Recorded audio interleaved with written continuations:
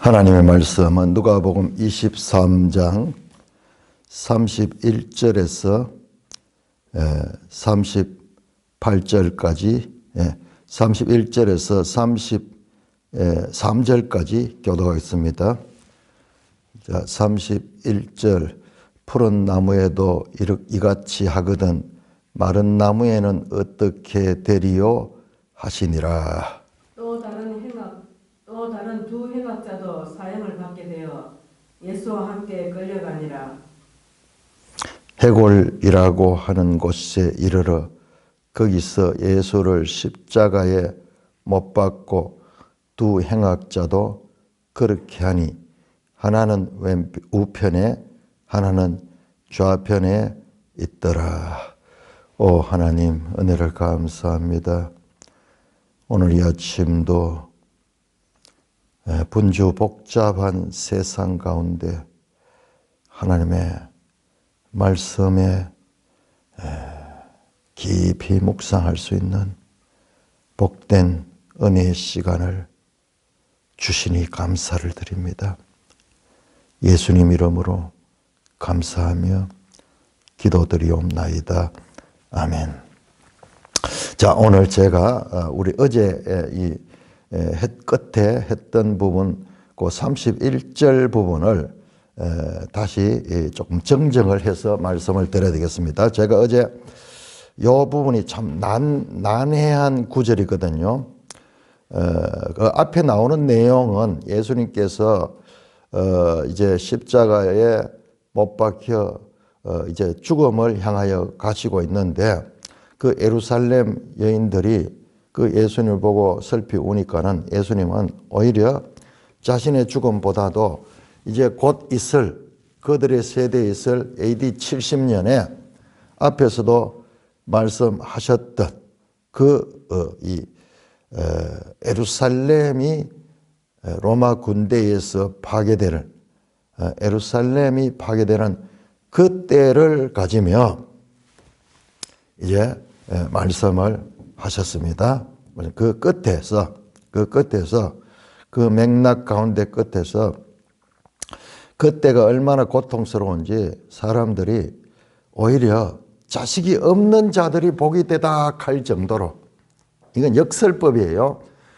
잉태하지 못한 자, 해산하지 못한 배, 먹이지 못한 젖이 복이 있다. 이 말은 이게 복이 있다는 뜻이 아니라 이런 자녀를 가지고 이렇게 복되게 살던 사람들이 그 환난을 당하게 되면은 혼자 당하는 것보다 그 자녀들이 같이 그 환난을 당하게 될 적에 오히려 더 고통스럽다는 그런 뜻이에요. 이거는 하나의 관용적인 그런 표현으로서 역설적 그와 같은 표현입니다. 뿐만 아니라 산이 무너져 가지고 우리를 덮어달라, 작은 산이 무너져 가지고 우리를 덮어달라, 이건 죽고 싶다는, 빨리 죽여달라는 거예요. 죽음이 너무나 고통스럽게 이어지게 되면은 그 자체도 너무나 그러니까 이것은 전부 뭘 나타내냐, 예루살렘이 파괴될 적에 일어날 끔찍스러운 재앙을 말씀합니다. 우리 성경에는 그 AD 70년에 예루살렘 파괴에 대한 내용이 나오지 않죠. 그렇지만은 우리가 가지고 있는 이 지도책을 보면은 이 70년과 140년대에 있었던 이 역사를 아주 중요하게 다루고 있죠. 그것까지 다뤄야 돼요.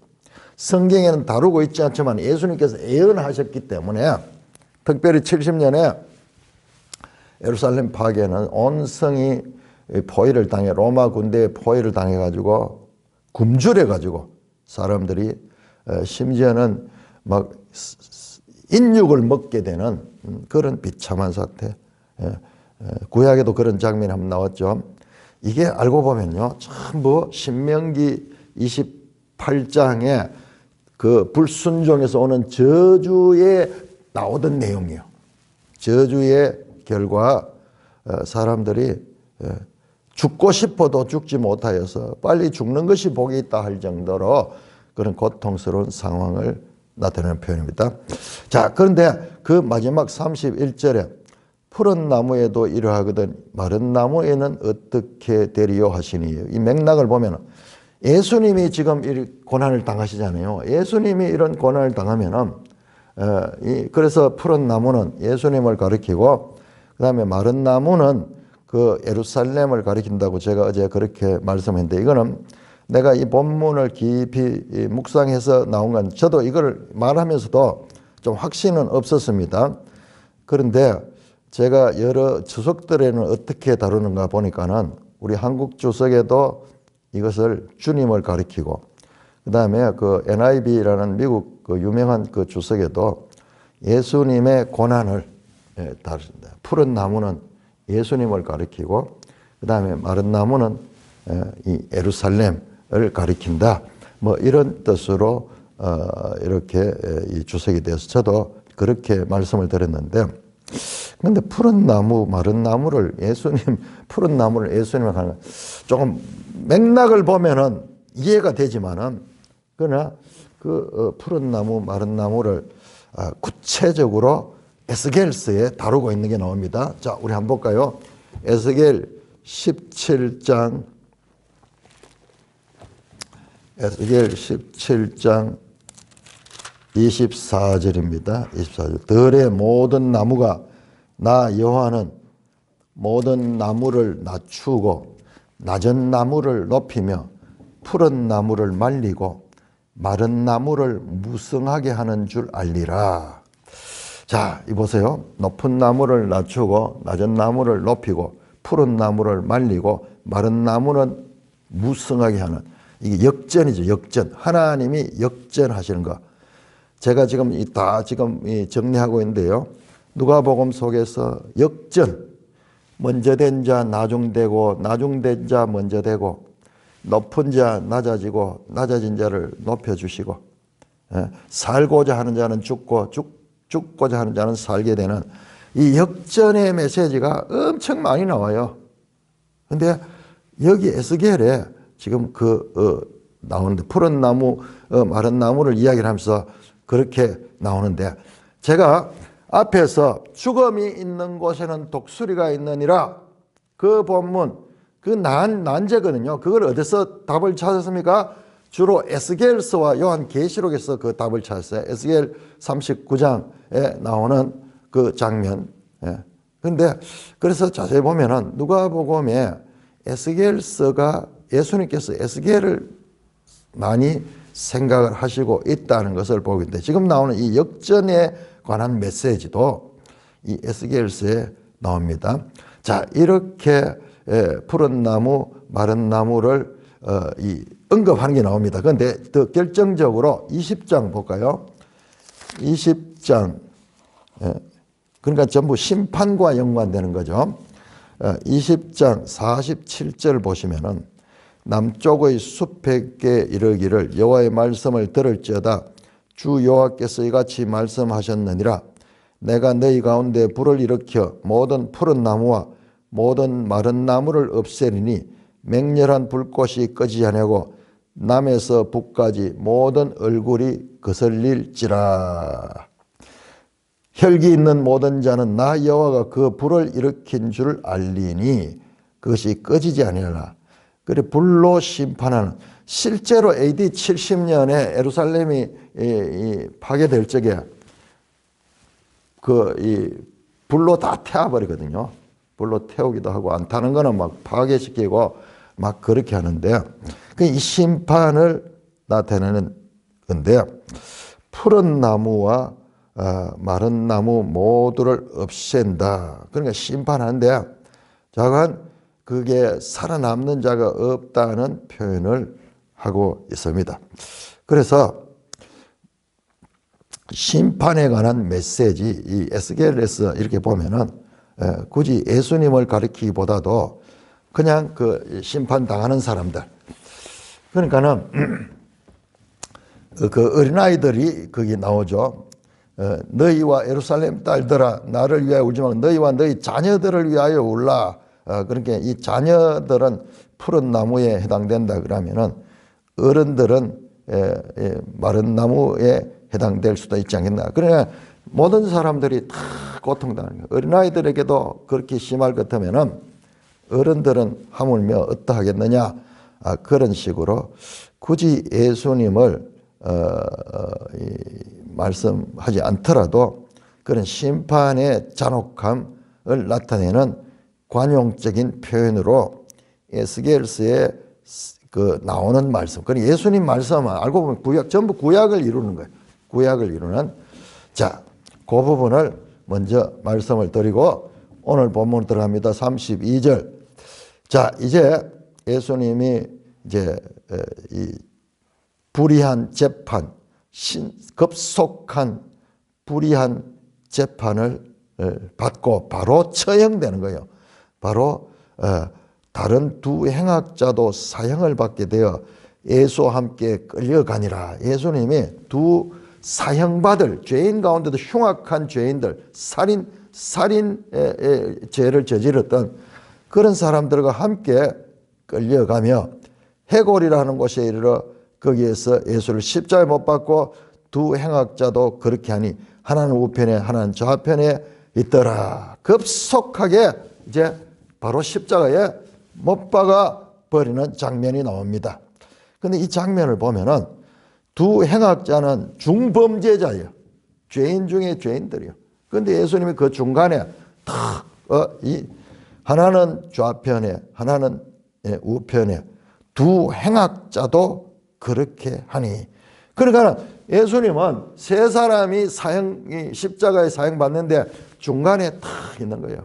그러니까 죄인들과 함께 십자가에 못 박히는 그 이사야 53장 12절의 말씀이 성취되는 거예요. 그러니까 이게 알고 보면 다 뒤에 이제 24장이 나옵니다. 이 모든 이 성경은 내게 대하여 기한 거다. 내가 이 모든 성경을 성취한다. 그렇게 봤을 적에 이사야 53장 12절에 그가 범죄자 중에 하나로 헤아림을 받았다.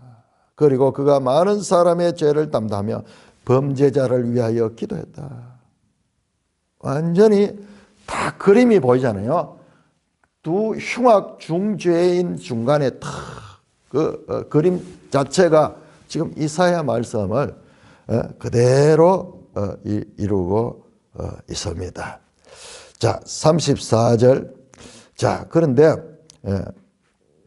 34절에서 38절까지 교독합니다. 23장 34절. 이에 예수께서 이르시되 아버지 저들을 사하여 주옵소서. 자기들이 하는 것을 알지 못함이니이다 하시더라. 그들이 그의 옷을 나누어 제비 뽑을세. 백성은 서서 구경하는데 관리들은 비웃어 이르되 저가 남을 구원하였으나 선이 만일 하나님이 택한 자 그리스도이면 자신도 구원할지어다 하고 군인들도 희롱하면서 나와 신 포도주를 주며 이르되 내가 만일 유대인의 왕이면 내가 너를 구원하라 하더라. 그의 위에 이는 유대인의 왕이라선 패가 있더라. 자, 그런데 무죄한 예수님께서 이 사형을 받는 그 십자가상에서 예수님은 저들을 사하여 주옵소서. 자기들이 하는 것을 알지 못합니다. 자기를 사형시키는 자들의 저 흉악한 로마 군병들과 그리고 저 유대 대제사장들과 서기관들 그리고 무리들 아무 죄 없는 예수님을 이렇게 자기들의 기득권을 유지하기 위하여 무참하게 살인하는 그 죄인 가운데 죄인들, 그 죄인들을 죄를 사하여 달라고 기도합니다. 여러분 제가 앞에서 그 이사야 53장 12절에 범죄자 하나로 헤아림을 받았지. 그런데 그가 많은 사람의 죄를 담당하며 범죄자들을 위하여 기도하셨다. 그대로 지금 이사야 53장을 이루고 있습니다. 무죄한 예수님이 무고한 죄를 뒤집어쓰고 사형을 당하면서도 범죄자들을 위하여 기도했다. 여기에서 범죄자는요, 범죄자 중 하나로 헤아림을 받았는 것, 이 그림으로 이 두 행악자 사이에 있는 것도 아니지만 보이지 않는 범죄자는 누구냐? 바로 그 대제사장과 로마의 이 빌라도 같은 인물들이요. 이 두 행악자는, 사형받는 이 두 좌우에 있는 두 행악자는 드러난 죄인이고, 더 흉악한 죄인들은 누구냐? 드러나지 않는 유다 대제사장들과 그 서기관들과 무리들과 그리고 로마의 빌라도, 그들이 더 중범죄자예요. 드러난 범죄자가 있고 드러나지 않는 범죄자가 있는데 그 모두를 위하여 기도하시고 그들의 죄를 사해달라고 기도합니다. 왜? 자기들이 하는 일을 알지 못하고 하고 있다는 거예요. 알 수가 없는 거예요. 자기들이 하는 일을 알지 못하는 이유가 왜 있느냐? 왜 알지 못하느냐? 뒤에 24장 16절에 나옵니다. 24장 16절에 왜 알지 못하느냐? 눈이 가리워 그인 줄 알아보지 못, 제자들조차 예수님을 알아보지 못해요. 하물며 이 대제사장들 종교적인 권위를 가지고 있지만 그들이 알지 못하는 거예요. 예수님을 알지 못하는 거예요. 그들의 눈이 가려져 있는 거예요. 이 눈이 열져야 알 수 있는 거예요. 그러니까는 그들이 지금 예수님을 칭한데 자기들도 모르고 한다는 거예요. 자기들대로는 의를 행한다고 하면서 그렇게 악을 행하고 있는 거예요. 우리가 인간적으로 생각할 적에 얼마나 이 원통하고 분통이 터지는 일입니까? 무고를 받아가지고 무고한 자가 이와 같이 사형까지 당하게 되는 거야. 그러나 예수님은 하나님의 아들의 모습으로 그 인간의 죄인됨을 알기 때문에 원망하거나 저항하지 아니하고 그들을 위하여 오히려 기도하는 모습을 보여줍니다. 여러분, 사도행전 7장 60절에 예수님과 똑같이 스데반이 그 무도한 유대 종교인들의 돌에 맞아 죽으면서까지도 저들의 죄를 사하여 주옵소서, 예수님의 길을 그대로 가는 것을 우리는 기억합니다. 그런데 복음서 안에는 그런 걸 볼 수가 없어요. 볼 수가 없는데 어찌하여 스데반은 그렇게 할 수 있었던가? 아니, 스데반뿐만 아니라 베드로, 요한 그리고 많은 사도들이 예수님의 가는 길을 갈 수 있었어요. 그런 복음서와 사도행전의 사이에 무슨 일이 있기 때문에 그렇게 할 수 있느냐? 이렇게 할 수 없던 자가 어떻게 그렇게 할 수 있느냐? 그렇게 눈이 가려워서 알지 못하던 자들이 어떻게 밝히 보고 예수님을 따를 수가 있었던가? 그 답이 24장에서 나옵니다. 우리가 이 누가복음 마지막이 너무나 중요합니다. 누가복음은 마지막이지만 마지막이 아니라 사도행전을 여는 시작점이에요. 이 책은 두 권의 책으로 된 거예요. 그렇기 때문에 끝이 아니에요. 이제 한 권의 끝이 나면서 이제 또 한 권의 시작의 그 비밀이 그 24장 마지막 장에 풍부하게 담겨져 있습니다. 자, 34절입니다. 그들이 옷을 나눠 제비 뽑을 때 시편 22편에 나오는 그대로 성경을 이루죠. 예수님의 옷을 가지고 제비 뽑는 장면이 지금 그대로 나옵니다. 그리고 백성은 서서 구경한데 관리들은 비웃어 이르되 저가 남을 구원하였으니 만일 하나님의 택하신 자 그리스도라면 자신을 구원해봐라. 희롱하고 조롱하고 비웃습니다. 군인들도 희롱하면서 나와 신포도를 주며 이르되 네가 만일 유대인의 왕이라면 네가 너를 구원하라 하더라. 그 위에 이는 유대인의 왕이라서 이 마지막 죽기까지 조롱당하고 이 비웃음을 당하고 무시를 당하며 십자가에 달려 있습니다. 예수님은 너무나 불행한 최후를 마치며, 우리 보통 사람 같으면 죽어도 이게 한을 가지고 죽잖아요. 아무런 죄가 없는데 그냥 죽는 게 아니라 이렇게 조롱당하고 침뱉음 당하고 채찍에 맞고 비웃고 사람들이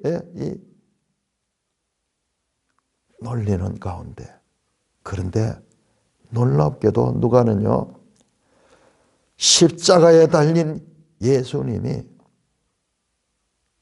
그들의 비웃음과 조롱 속에 뚜렷이 부각됩니다.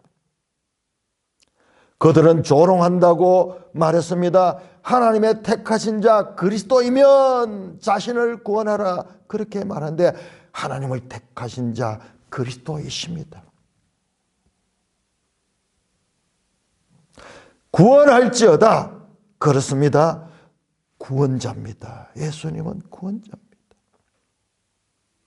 뿐만 아니라 네가 유대인의 왕이냐 조롱하며 놀리는 그 말은 예수님의 실체를 말씀하고 있습니다.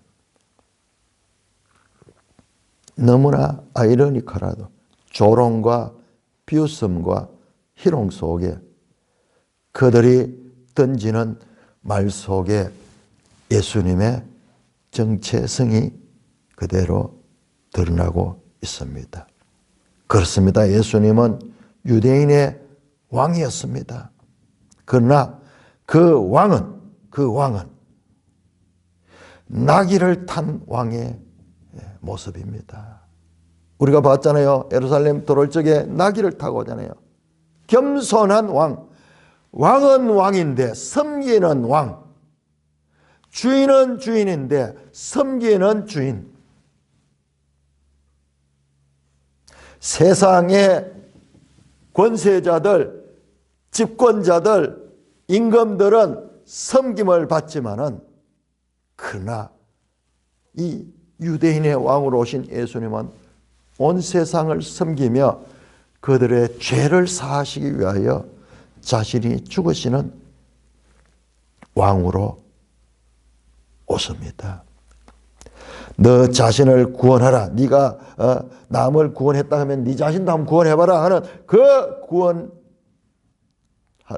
그 조롱하는 말 속에 실제로 예수님은 지금 그 십자가에서 그 조롱설을 듣는 순간, 그때부터 실제 인류를 위한 구원의 길을 열고 계셨습니다. 그들과 인류의 구원은 그 모든 실패했던 원인이었던 죄 용서, 죄 때문에 이 보아도 보지 못하고 죄 때문에 이같이 자신들이 하는 짓을 알지 못하고 죄를 범죄하는 그들을 죄를 용서하시고 있습니다. 이사야 53장 6절은 여호와께서는 우리 무리의 죄악을 그에게 담당시켰다. 이사야 53장 12절은 그가 많은 사람의 죄를 담당했다. 지금 그 성경 예언을 지금 성취하고 있는 장면입니다. 39절에서 43절까지 교독합니다. 39절, 달린 행악자 중 하나는 비방하여 이르되 네가 그리스도가 아니냐, 너와 우리를 구원하라 하되. 하나는 그 사람을 꾸짖어 이르되 내가 동일한 정죄를 받고서도 하나님을 두려워하지 아니하느냐.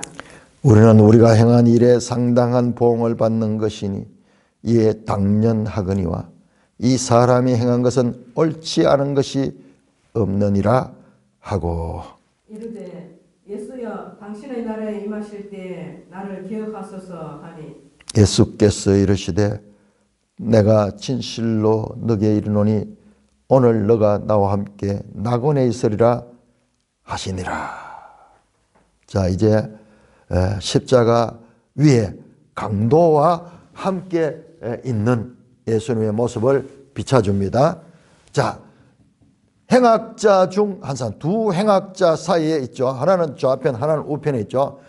성경에는 나오지 않으면 제가 봤을 때는 이 행악자 중 하나, 예수님을 비방하는 자가 왼쪽에 달린 자일 거예요. 레프트. 제가 말씀드렸죠. 레프트, 왼쪽, 왼편. 레프트라는 말은 이게 지금 왼쪽이라는 표현이죠. 왼쪽, 좌파 이런 표현인데 이게 놀랍게도 이게 남겨지다, 버려지다. 그 양과 염소를 갈 때도 오른편에는 양들, 염소는 왼편. 이거는 버려지는 자예요.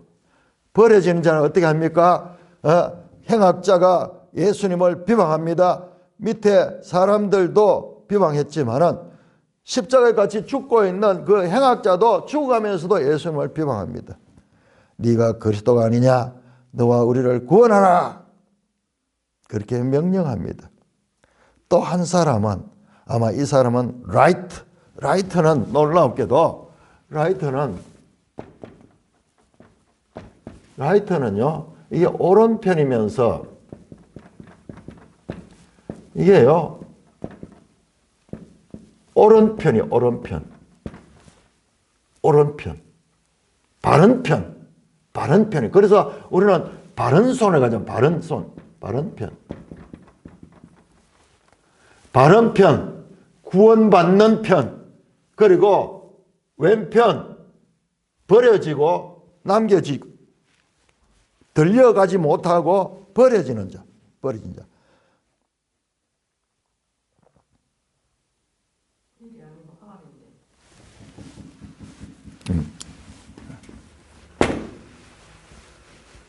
라이터 R이에요.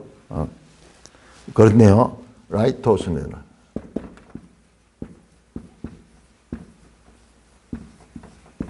라이토스니스. 옳다. 자, 그렇게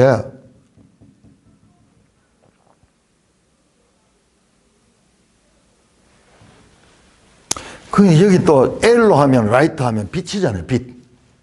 신기하죠? 자, 그렇습니다. 동일한 전제를 받고서도 하나님을 두려워하지냐. 우리는 우리의 행한 일에 상당한 복을. 이 사람은 오른편에 있던 강도는 우리가 행한 일에 상당한 복을 받는, 당연하다. 그러니까 이거는 이쪽은 늘 삐딱해요. 감사할 줄 몰라요. 늘 불면 원망하고 딴 사람들을 비난하는 이쪽이고, 이쪽에는 비록 죄인이지만은 그래도 감사할 줄 알고 자신의 죄를 인정하고 있습니다.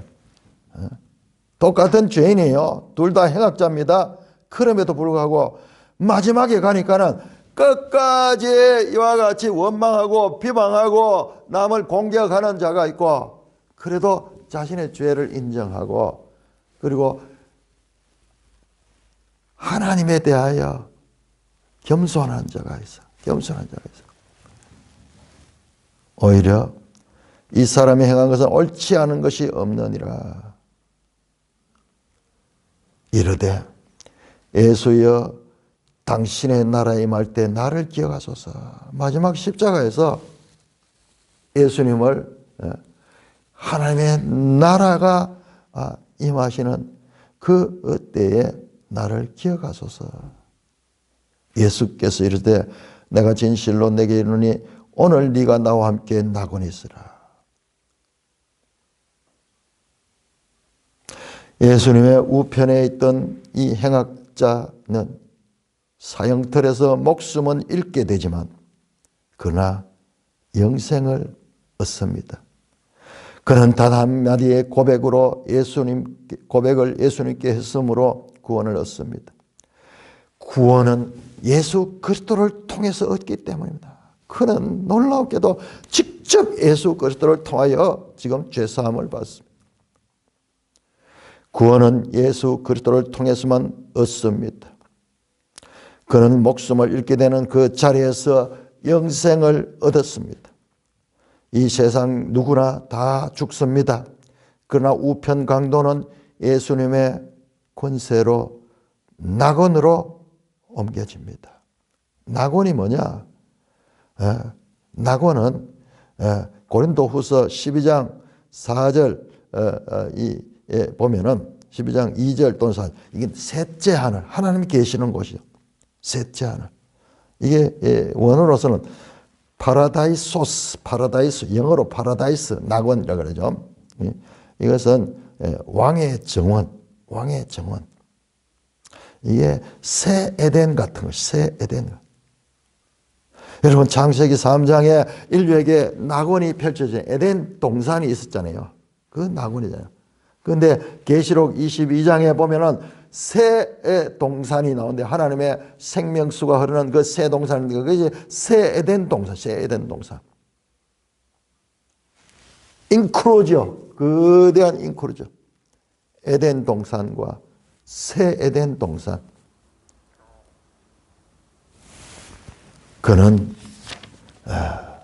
구원을 받고 끝까지 예수님 바로 옆에서도 그 왼편의 행악자는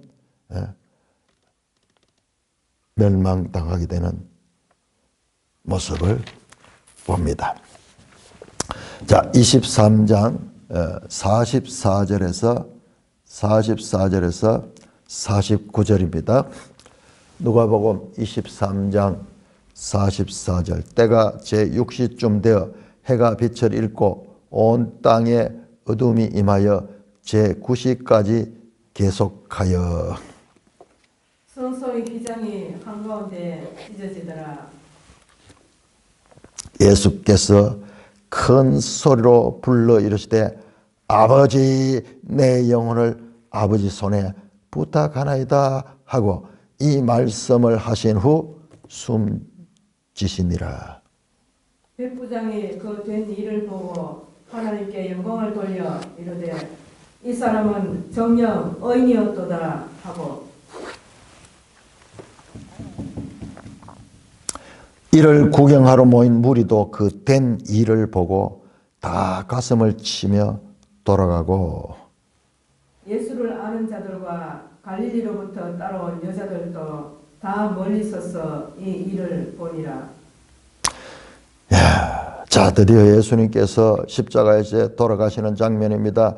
제6시쯤 되어 해가 빛을 잃었다. 제6시 같으면 오후 3시 정도 되는데 그런데 갑자기 해가 빛을 깜깜하게 되었어요.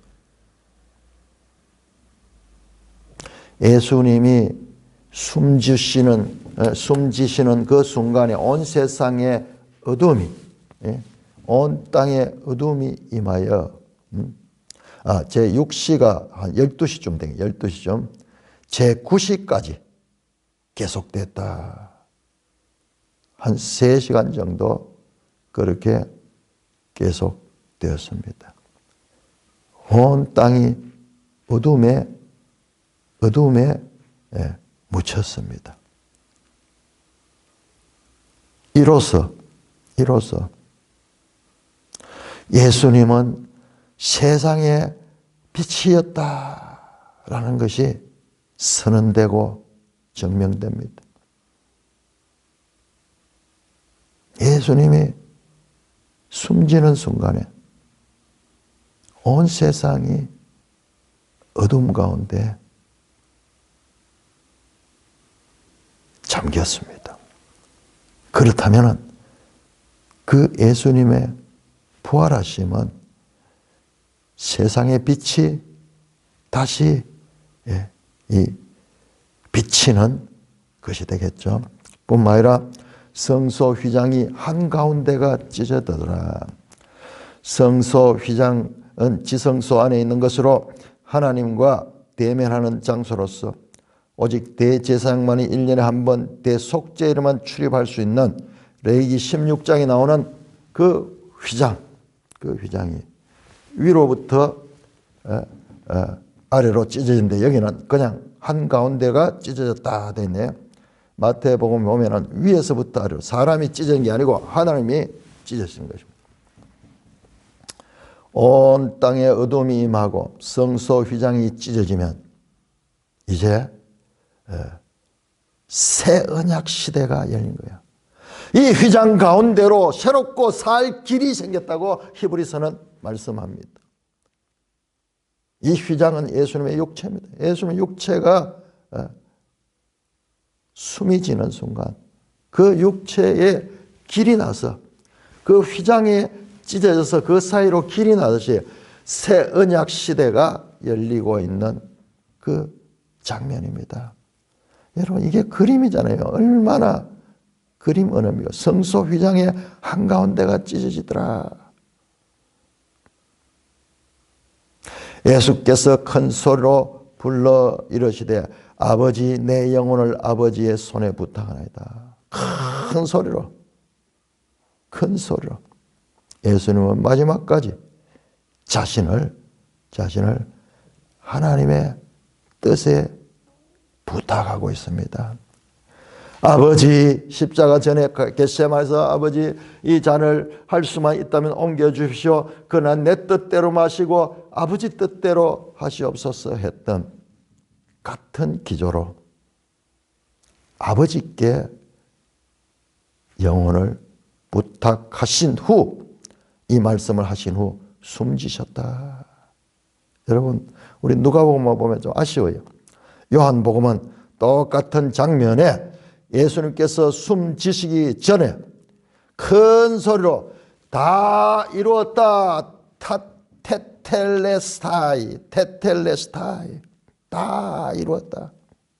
자신이 이 하고자 하는 일을 다 이루었다 뿐만 아니라 이 세상의 모든 죄 문제를 이제 다 사할 수 있는 길을 열었다.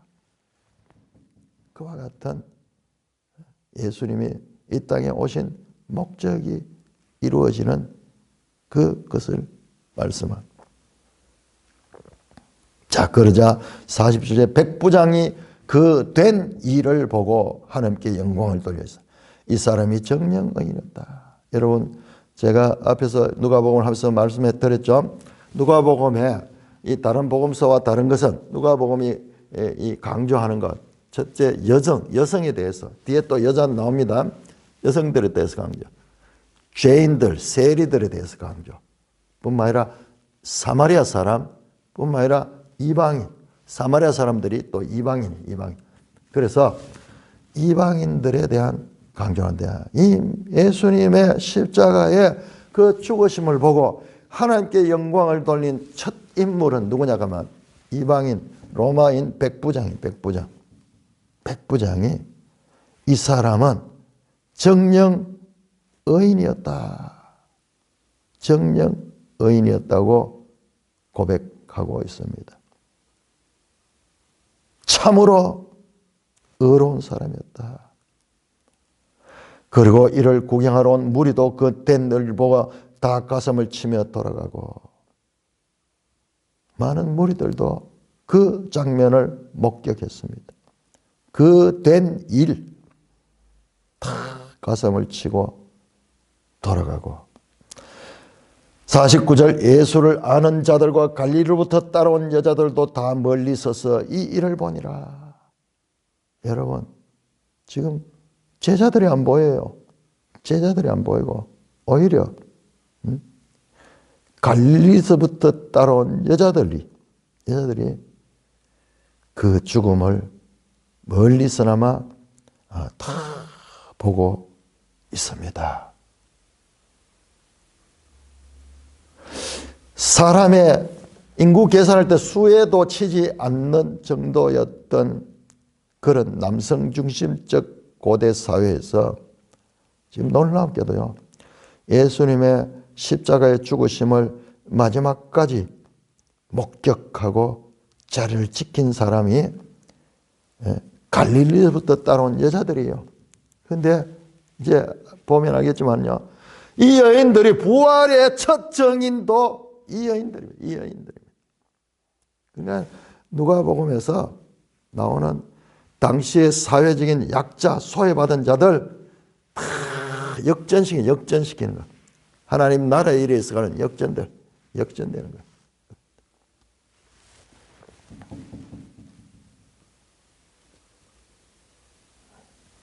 여기에서 무리들을 또 봅니다. 무리들이 슬피 우는 모습도 봅니다. 무리들은 오클로슨, 변덕스럽고 연약하며 얕은 감정에 좌우되는 대중들입니다. 감성팔이 하면 다 속아 넘어가. 우리 좌파들은 보면 감성팔이를 잘하잖아요. 무슨 그 사건이 나면 그 사건의 시체를 이용해가지고 어린 학생들의 이 희생을 이용하고 이태원 사고를 이용하고 어디든지 이런 걸 통해서 사람들을 감정을 만져가지고 자기들의 목적을 이루어가는 그런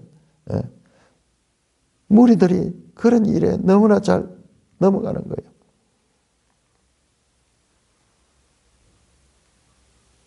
사람은 죄인이기에 온전하게 믿을 수 있는 존재가 아닙니다. 만물보다 부패한 것이 사람이다. 에레미야 17장 5절 6절 말하죠. 오직 하나님만이 믿음의 대상일 뿐이며 사람은 우리가 섬기되 사람을 믿거나 사람들을 기대해서는 안 됩니다. 우리나라 정치판에 보세요. 가장 대통령의 사랑을 받고 측근에 있던 자가 뒤에서 그 대통령의 비수를 꼽는 이런 일들, 최근에 우리나라에서 일어난 이런 일들이 역사 가운데 계속 있어 왔던 이 세상 나라에서 늘 있어 왔던 일입니다. 늘 있어 왔던 일. 자, 50절에서 56절까지 교독합니다. 공회 회원으로 선하고 의로운 요셉이라 하는 사람이 있으니 그들의 결의와 행사에 찬성하지 아니하는 자라. 그는 유대인이 동네 아리마대 사람이요 하나님의 나라를 기다리는 자라. 그가 빌라도에게 가서 예수의 시체를 달라 하여 이를 내려 세마포로 사고 아직 사람을 장사한 일이 없는 바위에 판 무덤에 넣어두니 이날은 준비일이요 안식일이 거의 되었더라. 갈릴리에서 예수와 함께 온 여자들이 뒤를 따라 그 무덤과 그의 시체를 어떻게 두었는지를 보고 돌아가 향품과 향유를 준비하더라. 계명을 따라 안식일에 쉬더라. 자, 누가복음 23장 이제 마지막 장면은 예수님이 죽으시고 이제 시신이 무덤에 매장되는 장면까지를 다루고 있습니다. 자, 갑자기 공회 회원으로 선하고 의로운 요셉이라는 사람이 있습니다. 등장합니다. 여러분, 우리 이 누가복음에는 요셉을 선하고 의로운 자라고 되어 있지만은 마태복음 27장 57절은 여기에 들어가지고 부자였어요. 부자 요셉입니다. 우리 앞에서 삭개오를 바늘길을 통과한 부자라 그랬죠. 지금 또 한 사람의 바늘길을 통과한 부자가 지금 나오고 있습니다. 완벽한 사람. 산헤드린 공회 의원으로 선하고 의로운 요셉. 51절에 그들의 결의의 행사에 참여하지 않은 자라. 산헤드린이 다 찬성해가지고 마치 우리나라 윤 대통령을 갖다가 헌법재판소 8대 0으로 그렇게 이 탄핵을 결정을 했는데 그 가운데서 탄핵에 찬성하지 않는 자, 소신을 가지고 탄핵 반대파, 탄핵 찬성파와 탄핵 반대파가 있는 너무나 똑같잖아요. 오늘날 우리 땅에서 일어나고 있는 일과 성경의 2000년 전에 유대 땅에서 일어난 일이 너무나 똑같아요. 그 가운데도 의인이 있었습니다. 5월 1일에 이제 이재명이 그 재판을 다시 대법원 판결을 한다는데 그 많은 대법관들 가운데서 의로운 법관이 하나도 없다면 이 대한민국은 참으로 너무나 안타까워요. 아리마대 요셉 같은 의로운 법관이 없지는 않을 거로 믿고 기대를 하게 됩니다. 그리 아니할 수도 있어요. 그렇지만은 그렇게까지 이 나라가 타락되지는 않았을 거예요. 하도 많이 속아서 하도 많이 기대하다가 희망 고문을 당해서 이 또한 다 주저하고 있어. 다 믿었다가 실망이 너무 크니까는 믿고 믿은 모든 것이 다 실패로 끝이 나니까는 윤 대통령이 감옥에서 석방될 때 그때 기대를 하고 있었는데 그것조차도 페이크 모션이에요. 페이크 모션. 자, 아리마대 요셉입니다. 그는 유대인의 동네 아리마대 사람이 하나님 나라를 기다린 자라. 이 악인들 가운데서 이 집단적 악인들 가운데서 하나님 나라를 기다리는 그런 아리마대 요셉이 있습니다. 우리가 언뜻 보면은 모든 산헤린이 다 타락했지만 그렇지 않는 자들이 있어요. 그런데 이거 보세요. 여러분, 하나님 나라를 기다린 자가 2장에 시몬이요, 시몬. 그 다음에 23장에 요셉이 나옵니다. 아리마대 사람 요셉이 나옵니다. 이게 인크루즈를 이렇게 이 인크루즈를 이루고 있습니다. 온 세상이 깜깜하여도 그 가운데서 하나님의 나라를 소망하는 의인들이 없는 것은 아니에요. 없는 것은. 용감하고 당돌하게 빌라도에게 가서 시체를 달라 해서 그가 이 개인적인 부자의 그와 같은 그 무덤에 부자가 준비한 그 무덤에 예수님의 시신을 거기다 안식합니다. 이사야 53장 9절에 죽은 후에 부자와 함께 있었도다. 그 말씀이 성취되고 있습니다.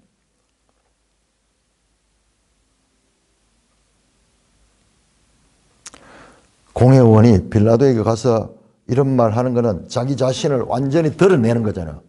내 정치적 성향은 이렇다 하는 것을 드러내는 거잖아요.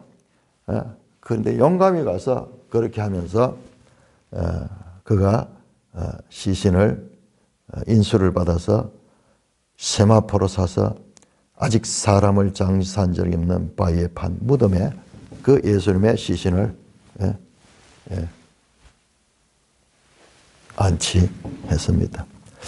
제가 여러분 성경을 보면서 말하지만 우리 시신 처리가 그냥 불태워서 없애버리고 날려버리고 그런 식으로 하면 안 돼요. 성경 우리 그리스도인들은 시신을 아주 처리하는 걸 명확하게 해줘야 됩니다.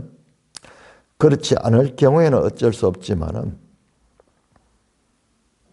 자, 이날은 준비일이요 안식일이 거의 되었더라. 자, 또 등장합니다. 갈릴리에서 예수와 함께 온 여자들이 뒤를 따라 그 무덤과 십자가뿐만 아니라 무덤까지 찾아와서 무덤까지 확인을 합니다. 그의 시체를 어떻게 두었는지 보고 돌아갔다. 왜? 이들이요 예수님의 시신을 그 전통적 그런 시신 처리법으로 우리 창세기 50장에 그 야곱이 죽은 다음에 그 시신에 그 향품을 넣듯이 그 향품을 준비하는 그 일을 하고 예수님의 시신에 그 뒤처리를 하기 위해서 확인하고 돌아가 향품과 향유를 준비하다. 계명을 따라 안식일에 쉬더라. 그래서 안식일이 되었기 때문에 쉬고 이제 24장에서는 안식 후 첫날 새벽에 이 여인들이 이 무덤을 찾아옵니다. 찬송가 149장입니다. 찬송가 149장.